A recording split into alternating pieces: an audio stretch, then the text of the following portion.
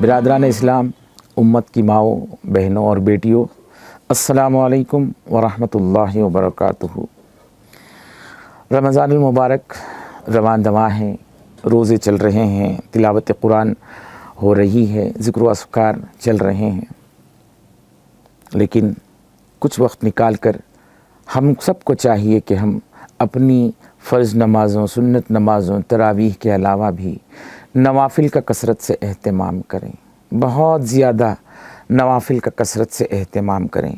ہم میں سے کوئی یہ دعویٰ نہیں کر سکتا کہ جب سے میں نے ہوش سنبھالا ہے یا جب سے مجھ پر نماز فرض ہوئی ہے اس وقت اب تک میں نے تمام نمازیں ہی پڑھی ہی ہیں، ایسا کوئی دعویٰ نہیں کر سکتا۔ ہمیں نہیں معلوم ہم نے کتنی فرض نمازیں قطع کی ہیں، کتنی نمازیں ہم سے چھوٹ گئی ہیں، کتنی نمازیں ہم نے ناغا کی ہیں۔ ان سب کو اللہ رب العزت کل قیامت کے دن سب کے تعلق سے حساب کریں گے، سوال کریں گے، تو اور ہمارے پاس ان کے نہ پڑھنے کا کوئی عذر نہیں ہوگا، ہم مجرم ٹھہرائے جائیں گے اللہ رب العزت کے نزدیک۔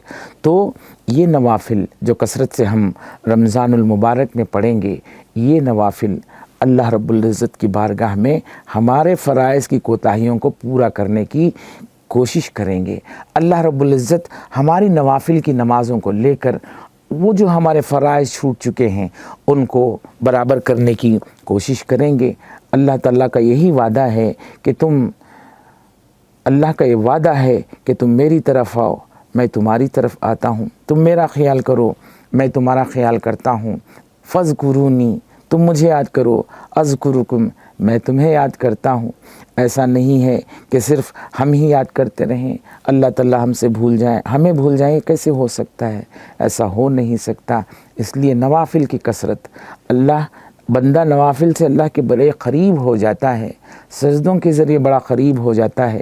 اللہ سے دعا ہے کہ اللہ تعالیٰ ہمیں ماہ مبارک میں اس کی دوسرے ضروری احکامات کو بجا لانے کے ساتھ ساتھ نوافل کی کثرت کی بھی ہمیں توفیق عطا فرمائے۔